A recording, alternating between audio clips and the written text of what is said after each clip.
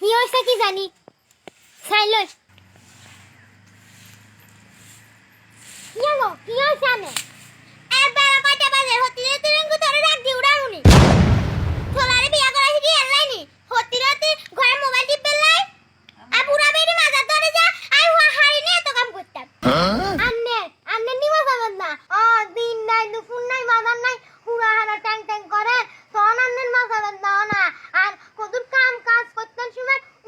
আরম্ভই জানা আন্নের তো আইয়ার অনাদর করিয়েন না তুমি জিনা খাইতেন